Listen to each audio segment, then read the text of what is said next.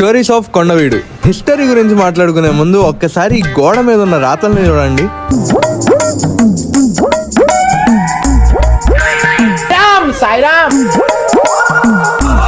Like ఏంది bro ఇది? కార్తిక్, చైతు, ఆరిఫ్, జషు, షారుఖ్, రేష్మా, హరిప్రియ. ఈ రైటింగ్ కూడా చూడండి. హరిప్రియ అనేది ఎంత చక్కగా రాశాడంటే క్లాప్స్ బా.